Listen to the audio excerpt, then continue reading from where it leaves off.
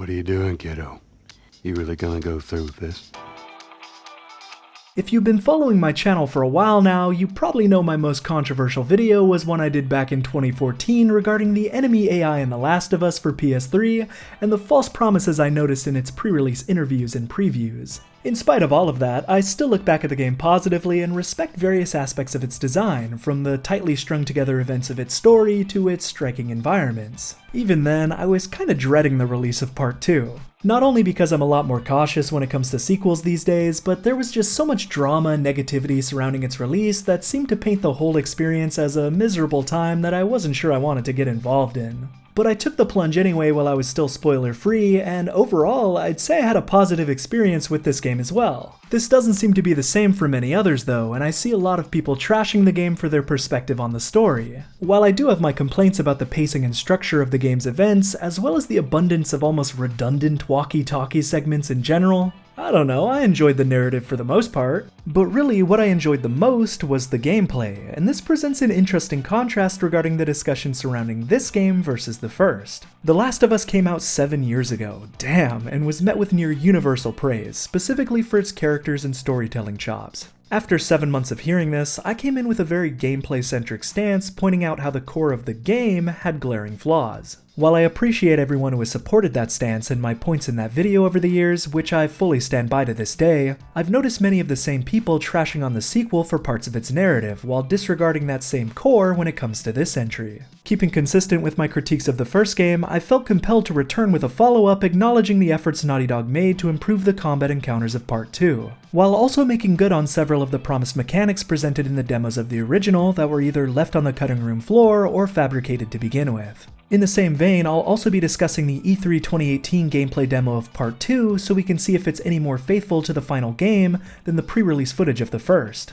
At the same time, consider this video my own personal revenge story as I put the final nail in the coffin on all of the terrible arguments I've heard over the years that attempt to discredit my original video. Also, since it's so new at this point, I'll just make it clear up front that there are going to be pretty big spoilers for late game combat scenarios, so only watch if you're okay with that. First, let's establish some ground rules so you actually know what footage you're looking at and what difficulty I'm playing on. All footage of The Last of Us Part 2 with no HUD is going to be on Survivor difficulty through the game's extremely useful Encounters feature that lets you jump to any combat scenario at will. If it has a HUD, it's from hard difficulty from my first playthrough of the game, which I'll be using mostly for miscellaneous footage. I don't think you should have to play a game on its hardest difficulty to get functional enemy AI, and that's obviously the case here. The E3 2018 demo has a slightly different HUD, featuring a circle in the bottom right that changes size that was removed from the final game. It seemed to represent either how much sound you were making or the alert status of enemies, which is an interesting concept. The demo is only this one level, and I'll make it clear when I'm referring to the differences in it. All 30 frames per second footage of the first Last of Us with this prototype HUD design is from either the E3 2012 gameplay or the extended gameplay shown at PAX 2012. If it's 60 FPS footage of the first game, it's from The Last of Us Remastered running on PS4 Pro. Again, if you see a HUD, I was playing on hard, but this time if you don't see a HUD, I was playing on grounded difficulty. If our central theme here is how Part 2 does a great deal to make good on the promises of the original, then I think we need to go back and quickly establish what those promises were. The Last of Us was attempting to portray realistic combat between survivors. Instead of simple goons that take cover and shoot like those seen in Uncharted, the enemies here were supposed to come across as living and calculating, reacting to the shifting dynamic of combat and adapting to get the upper hand on you. They were supposed to act like real people who showed fear, a sense of self-preservation, and communicated with one another to strategically take you down. This system was summed up using the term balance of power AI, and what they were trying to pull off was demonstrated in 2 demos of the same area from 2012 that played out in different ways. Enemies would wait to ambush you around corners, they'd sometimes run in fear when a gun was aimed at them, they'd flank you from the side, grab your weapon, and hold you for their allies to shoot. Then, in a display of the balance of power concept, the last enemy in the encounter ran and hid from the player until he had a chance to ambush them.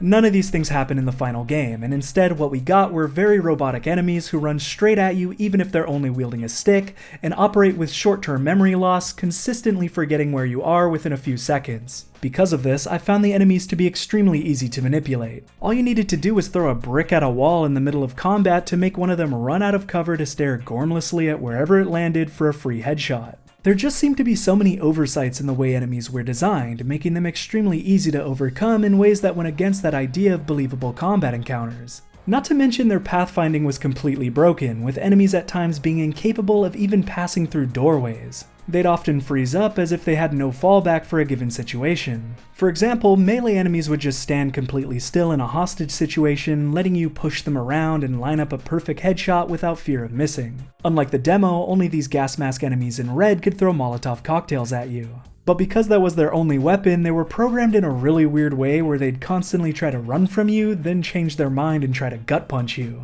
The funniest part about the way these Molotov guys were programmed was the quick and dirty fix they made to stop them from killing themselves. If they began to throw a Molotov that would result in their death, the game would just delete it from their hands, and that's it. So they would just continue trying and failing over and over again while threatening you and never try to change position or switch strategies. For years I've had people telling me that none of the footage from my original video was valid because my PS3 or disc must have been faulty, or that the video was null and void because they fixed all these issues in the PS4 re-release. I've even had people tell me I wasn't getting the real AI because my footage was from Survivor and not Grounded difficulty. Which makes no sense because Grounded wasn't added until after my video came out and had to be purchased as $5 DLC. Besides, all Grounded really does is remove your HUD, decrease your resources, and it apparently makes all enemies do triple damage. Making hit-scan weapons nearly one-hit kill you is hardly something to brag about or attribute to more robust AI. All it does is increase your reliance on bricks and bottles to exploit the short-term memory loss enemies still have. But to settle this matter once and for all, I wanted to make sure I was showing footage of Grounded difficulty off the enhanced port,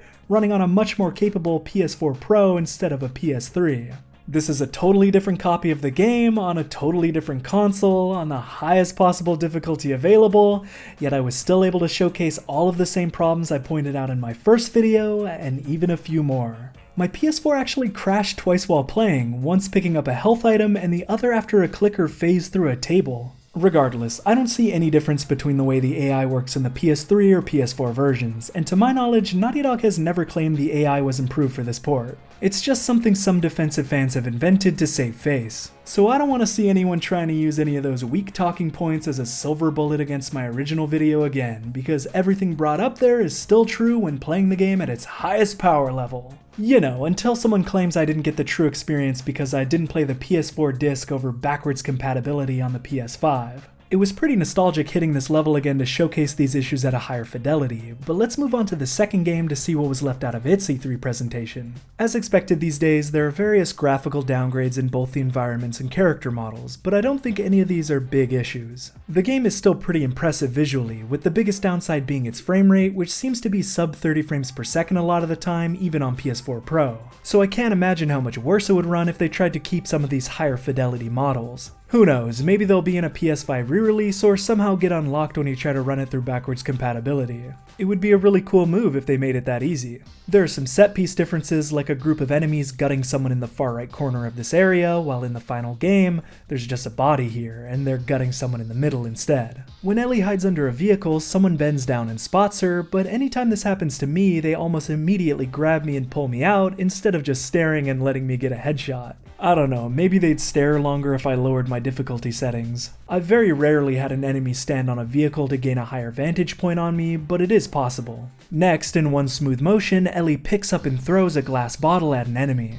Before release, this animation seemed a little too good to be true, and I never noticed any opportunity to do this in my playthrough, especially since the level design has been altered at this specific section in the final game, and now there is no bottle. So I went back in, specifically setting up a situation to do this, and yeah, it is possible, and flows very smoothly. I'm impressed. Ellie then takes refuge in a store, and this is where things seem to get heavily scripted. First off, enemies just kinda roll up to the door like a coordinated squad, which just isn't how they operate in the final game. You can lure enemies over here, but it's just a normal encounter where they'll hop over and look for you one at a time. When Ellie is shot by an arrow, she needs to pull it out in a cinematic way. This animation's been moved to an earlier point in the game where you get ambushed and have to pull the arrow out. It serves as a tutorial for this mechanic where you'll sometimes get hit with an arrow and have to remove it or risk taking additional damage until you bleed out. It doesn't look as cool during normal gameplay, but it works much better as a real mechanic that keeps you in control of your character. During this portion, there's a big guy with a pickaxe who shows up and starts aggressively searching for Ellie. In the final game, he only appears when you try to open this door and trigger his spawn along with 2 other guys. This means you're already engaged in combat with him instead of getting to sneak around like in the demo. As for his encounter, it's a mix of real and fake. First, he can pick you up and throw you over this counter, breaking the glass display. But this whole sequence where he's missing and hitting the wall can't happen. This kind of reminds me of the very first video I did on The Last of Us, back when the original E3 demo came out, where I complimented the realistic interactions between the characters and environments, but very little of that was actually in the final game. No matter what I try, he just won't hit the wall, and that's to be expected. Then, to finish him off, she hits him with a few arrows that seem to stun him each time until he runs out of energy and collapses to his knees. This arrow strategy seems completely fabricated. When I hit him with arrows, he just barrels through them, and they don't stick to his body realistically like they did in the demo. Then she slices his neck open with a machete to end the demo with a cinematic flare. If there was anything I expected not to appear in the final game, it would have been this scenario where the enemy falls to his knees before being executed. But surprisingly, this scene is actually in the game. Now, obviously it isn't as cinematic and polished as it was in the demo, but you can whittle his health down and finish him off in a very similar fashion. Before we move on, let's cap off this portion on whether or not the final game is faithful to the demo. I'd say it's pretty damn close in ways I didn't expect. Animations and enemy behaviors seem to get really scripted and embellished once Ellie goes under this truck to hide. This portion feels more like a cutscene than someone actually playing. Overall, there seemed to be a more realistic impact to shooting enemies, while they react to damage more traditionally in the final game. The key difference between this and the demos for the first game is that things might not look as polished, but almost all of the ideas presented here are translated over to the released product. The reason the AI was such a letdown in the first game was because of the huge disparity between how they represented it pre-release and how stripped back, buggy, and exploitable it actually ended up being. For that, I give Naughty Dog credit for not promising more than they could deliver this time around, outside of visuals. But even without making hefty promises about this game's AI, I still found that Part 2 made great strides to fulfill the philosophy they were aiming for in the original. If the goal of the first game was to create immersive combat encounters with enemies that felt like they were living, breathing, calculating, and reacting to your actions, then I think they achieved that here, or at least got close enough to meet my expectations. Obviously, in some ways this is helped by the boost in fidelity over what they could achieve on PS3, in addition to extra subtleties in their mannerisms, like how they casually look around while patrolling, instead of just moving forward robotically. New additions like the ability to go prone, crawl under things, hide in short or tall grass, and use silencers for quiet headshots all add to the types of interactions you can have with enemies, which contribute to their sense of having senses. When searching for you, they'll jump around corners quickly to maintain the element of surprise and avoid being sneak attacked. In general, enemies with guns will maintain their distance, and if they attempt to rush your cover, they'll begin strafing in a wide circle so that you can't go in for a melee kill if you're out of ammo. They'll even break a glass when they take cover near a window so they can shoot over it. Flanking is now a huge part of their strategy. You can constantly hear them make callouts, telling a teammate to begin flanking you, and you can clearly see them follow that order. Maggie! Circle behind her! All right. Maggie! Things can get really tense when this happens because now you're trying to focus on multiple enemies at once coming from different angles. I can't count the number of times they've gotten the drop on me from the side when I thought I knew where everyone was. This can simply be used to distract you too. Say they send a melee enemy around to flank you and you try to stop them, only for the main enemy who gave the order to shoot you while you're looking away. If you try to run from the battle, you'll even hear them correctly identify that and tell their teammates to make sure you don't escape. Don't let her get away!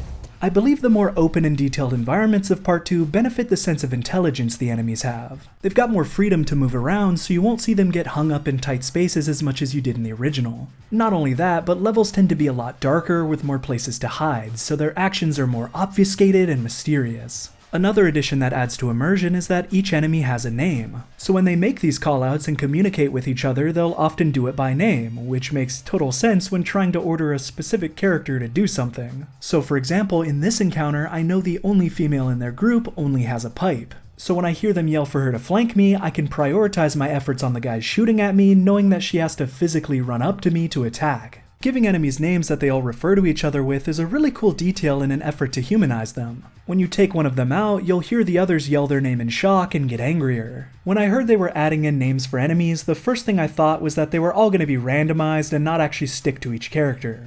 From what I can tell, that's semi-true. This encounter here with only 4 enemies consisted of Drew, Alan, Colin, and Kathy, and every time I restarted, they remained the same. That's already more than I expected, but I wanted to push it further and see if those names really were assigned to each enemy specifically. After restarting my console, I replayed the same section, and strangely, all the enemies had the same names except Kathy, who was now Emma. Not sure why this is, but it's a bit unfortunate that they weren't truly consistent names that you could remember between playthroughs. Still, as long as they're the same in a single session, the effect still remains, and you get the impression they intended of fighting against a group of living people who actually know one another. Yeah, memorizing names like this is probably only something you'd do if you were running through the same encounter several times trying to see the different reactions from enemies. But the fact that you can do that at all is pretty cool and deserves some praise. Dedicated players will definitely benefit from this kind of thing. On the other hand, you won't be able to use the same strategy against the second human faction in the game, the Seraphites, who keep their chatter with each other very limited. Instead, they choose to communicate in a series of whistles as they hunt for you, and this gives them a greater sense of intelligence and intimidation.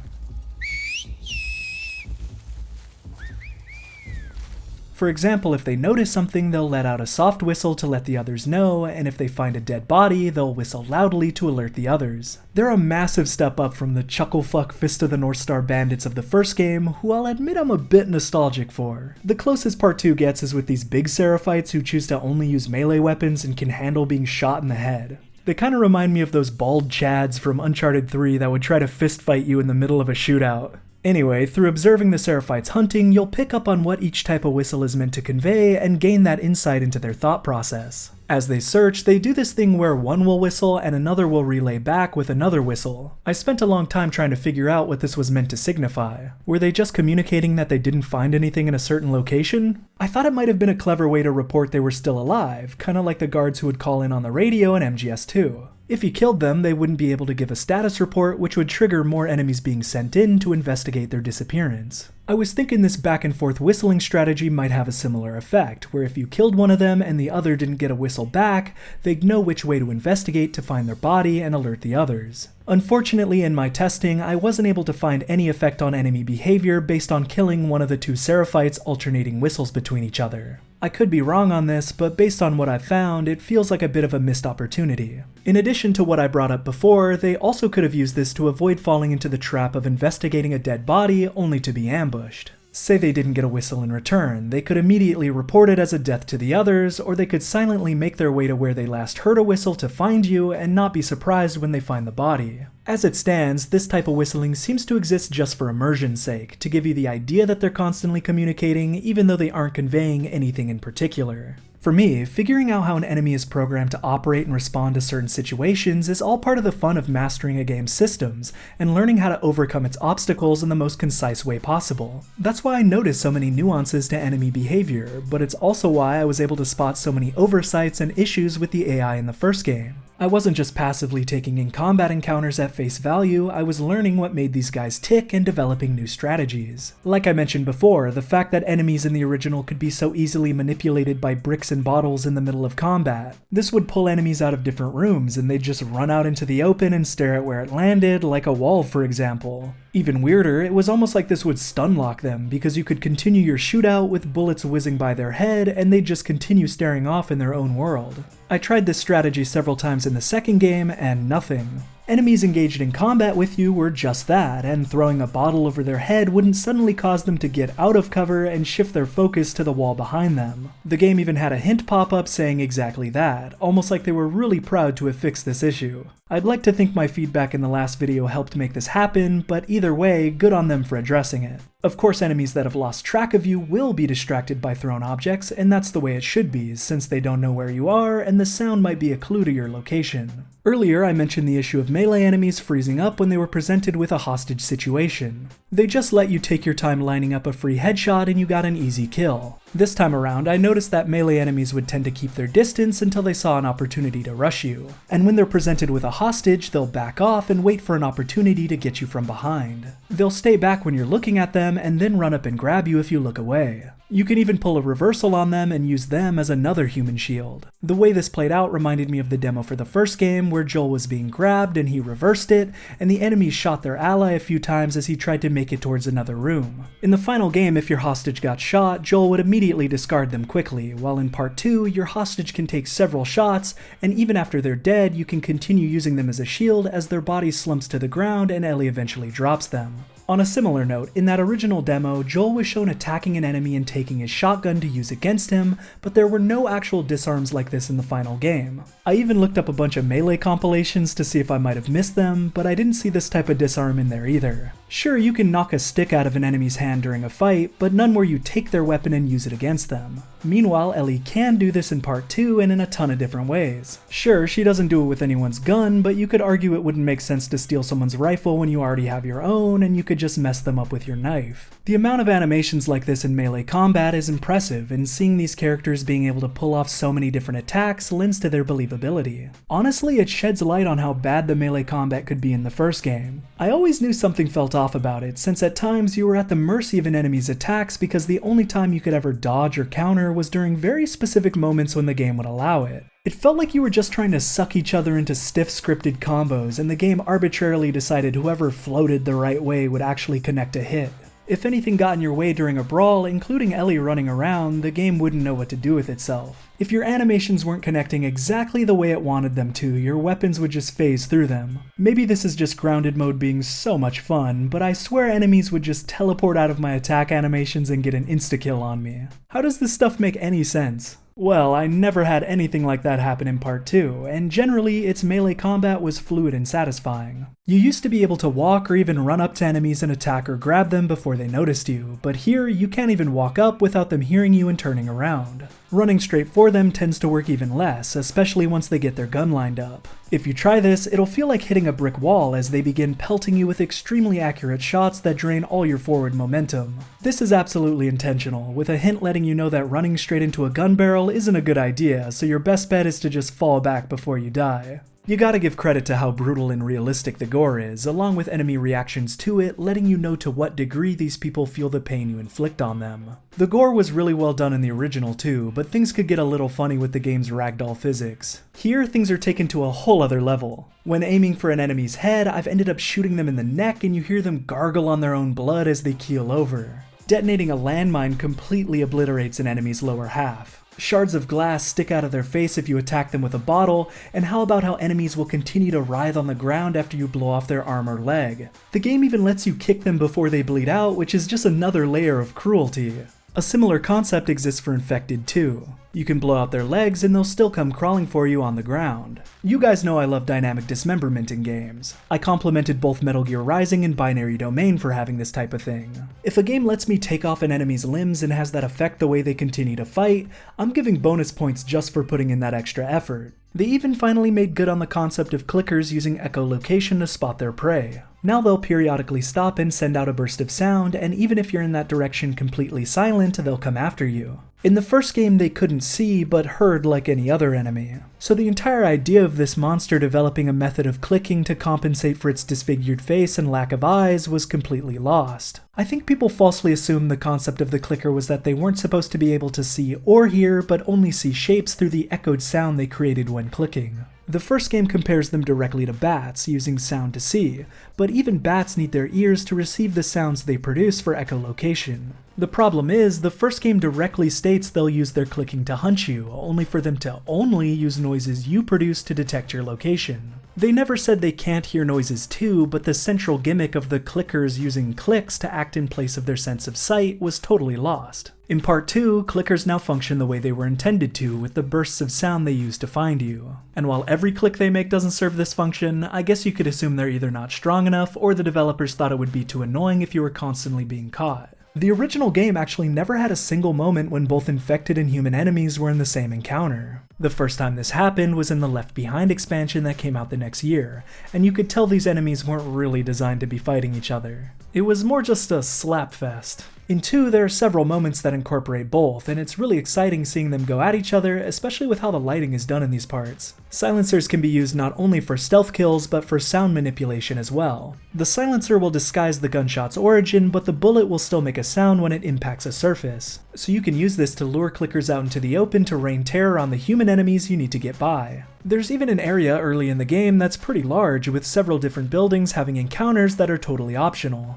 One of them is a library full of infected, and you can lure them all out to take care of another building full of humans. It's really a sight to behold. There are even a few fights where both factions of humans are battling against each other. There was a section in the first game on the dam where you teamed up with some workers to fight off some invading enemies, but it was very rudimentary. Here you're trying to get through an area with two enemy factions fighting each other who both want you dead as well. It comes together effectively, but I think that has to do with them relying a bit more on scripting. For example, this guy always gets his head blown off as you walk in, and when you turn this corner, these two guys will always be fighting. Since humans and infected never appeared together in the first game, and Ellie couldn't grab the adult enemies and left behind, there was no opportunity to do what I'm about to describe, and that is holding an enemy hostage to feed to a clicker. This can be used as a way to distract a clicker so you can escape, or to dispose of an enemy without using any resources. But really it's just entertaining, and I was pleasantly surprised when I thought of the idea and it actually worked. But it doesn't stop there. I thought I'd try to take it to the next logical step.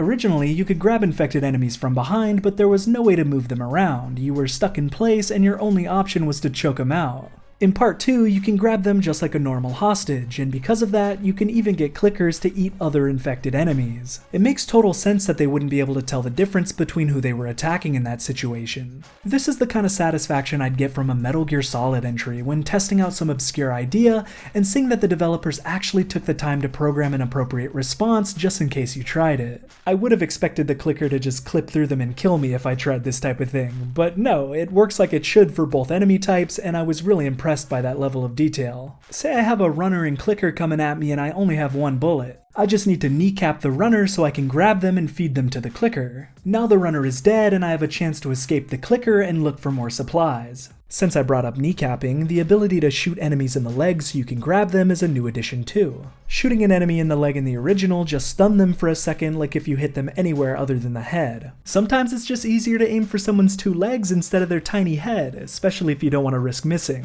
But letting you take them hostage from there provides plenty of strategic options. Say you quickly need something to hide behind in the middle of battle, just shoot someone in the leg and use their body for protection. Then you can decide if you want to use them as a shield as you take out the others, or just get them to back off while you try to move out of the situation. I've noticed they'll even start struggling faster if you grab them after already hurting them. Just to be clear, I'm not saying part 2 has flawless AI or that things don't get weird sometimes. I had two enemies in the same encounter get hung up or stuck in a loop like their pathfinding couldn't decide how to get them out of an area. On one occasion, I even had enemies suddenly pop into existence on top of me after I died and reloaded my checkpoint. Your allies still don't get noticed when they're in plain sight, but while that is a bit immersion breaking, even in my original video I said I understood why they chose to do it like this. Come on, it would be way too annoying if you were caught just because your partner's pathfinding couldn't decide on a good hiding spot. My issue is that your partners tend to just take your cover a lot more now. In the first game, Joel was this giant berserker, so everyone was little tiny compared to him, and they did this cool thing where Tess or Ellie could hide alongside him in the same location. Joel would just slightly shift his stance to accommodate them. It was a nice little detail that reminded you that these characters were in this together, and with Ellie,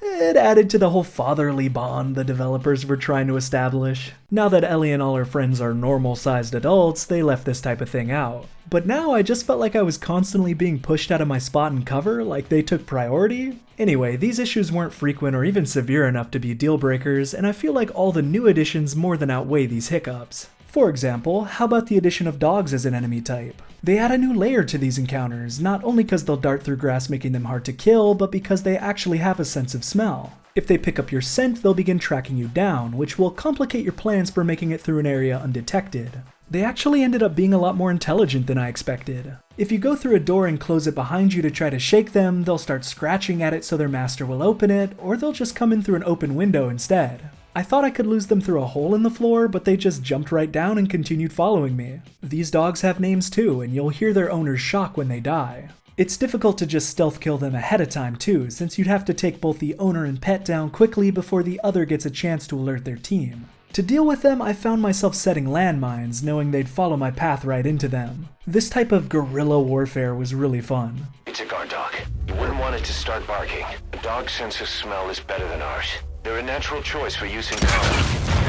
The final big addition I'll bring up takes us back to that fatality from the E3 demo. I didn't expect a situation like that to exist in the final game, where you could weaken an enemy and finish them off. But it turns out it goes beyond just this big guy, and you can disarm the last enemy in any encounter in the game. Whether it be through melee or a firearm, if you don't perform a fatal blow on them, they'll lose their weapon and fall to the ground. They actually put a lot of effort into these interactions because they have several different potential reactions and lines of dialogue. I've had enemies cower in fear and crawl away from me, while others have surrendered while begging for forgiveness. I've even had enemies taunt me, saying I'd be the next to die before bleeding out on the floor. These reactions even change depending on what faction they belong to. The seraphites will chant to themselves asking for protection from their leader, or assure you that they're just one of many and they aren't afraid to die. When Ellie aims her weapon at them, you can hear her tell them to stop talking in various different ways. What's extra cool is how you can finish them off with the many different melee weapons you can find in the game. These situations remind me a lot of the mechanic from the original, where you could knock an enemy onto the floor and aim your weapon at them as they begged you to stop. It was a small bit of humanization, but after a few seconds they'd just get up and try to punch you to death even if your intentions were to spare them. These moments in part 2 have a lot more going on in them, and because they only happen to the final enemy, you could argue this is a bit of a balance of power type concept, as you whittled their morale down to the point of giving up, knowing they stood no chance. Unfortunately, it isn't possible to spare enemies here either. Like I said, they'll either bleed out from their wounds, which makes sense, or they'll get right back up and try to continue the fight with almost no health, even after they surrendered and you tried to let them live. You could argue they were trying to deceive you, which I'd totally buy in some instances, but there really should have been an outcome where the enemy just sits there exhausted until you leave, or runs off until they get far enough away to disappear. I just keep imagining those civilians you could rescue from Metal Gear Rising. I'm sure something like that could result in weird moments, since I know the first thing I'd do is try to chase them down to find out where they were going. Then you could argue it's immersion breaking if the character just faded away after running a certain distance. But I don't know, I don't find it believable that someone would try to beat you in a fistfight after being disarmed, beaten to the point of surrender, and then let go after asking to be spared. Then again, Ellie wouldn't want to risk anyone coming back for revenge in the same way she currently is. I actually had a guy get back up claiming that I was out of bullets when I wasn't, just because I hadn't shot him. That's a pretty good justification for thinking they could still win, and it's interesting to think about an enemy being mistaken on your ammo count and choosing to take one last gamble just because it appeared to them you were out. Even though it's just a line variant to justify having to finish off the last enemy, it's still cool to see that bit of nuance reflected in a dynamic moment of gameplay like this. So hopefully you can see how all of these things come together to elevate these combat encounters over what they established in the first game. It's not quite the balance of power dynamic they promised back in 2012 for the original, but many of the mechanics from those demos are finally realized here, with plenty of new additions that feel in the spirit of that original vision. Yet I've noticed very few people giving this game the credit it deserves in that regard. The discussion surrounding this game seems to be dominated by criticisms of its story, especially regarding its handling of Joel. I've heard so many negative takes from people that seem to have come away with the complete opposite message the game was intending to convey, which has me convinced half the people talking about it haven't even played it. Like I said, I have my criticisms too, but I feel like too many people are trying to tear the game down by disregarding or misrepresenting its redeeming qualities, because in their mind they've turned it into a symbol for everything they dislike. At least from my perspective, we're in such a better place in gaming than we were back in 2013. Back when The Last of Us, BioShock Infinite, Gone Home, and DMC Devil May Cry were being put on a pedestal as the gold standard to strive for by the gaming press. Nintendo was floundering with the Wii U, Microsoft was trying to release an always-online console that would block used games, and the PS4 was launching with a bunch of games nobody even remembers without any form of backwards compatibility. Think about how many games were announced at the start of the 8th generation that just never came out. Not only was the 7th generation a technical mess with only a few games standing out in spite of it, but we were moving into a generation that seemed to be more of the same except with even longer development times. Now that we're at the tail end of it, this generation has been a lot less offensive. I can be less cynical now because we've recently got some really amazing games and we have a lot to look forward to in the future. The thing is, I find it harder and harder to attribute the games I love to any sort of console generation, since I built my own PC back in 2016. I found the Xbox One and PS4 to be pretty lackluster in terms of exclusives. I'm not sure the Xbox even has an exclusive at this point, and Sony's AAA formula has gotten incredibly homogenous. Fortunately, we still got a few standout games that made me keep my PS4 around, and The Last of Us 2 ended up being one of them. My original Last of Us video was kinda like my send-off to the PlayStation 3, and I guess that's what this video is to the PlayStation 4. I look forward to replaying this on PlayStation 5 backwards compatibility, where we can hopefully get a more consistent frame rate. Here's to next gen keeping up this positive momentum and giving us less of the forgettable.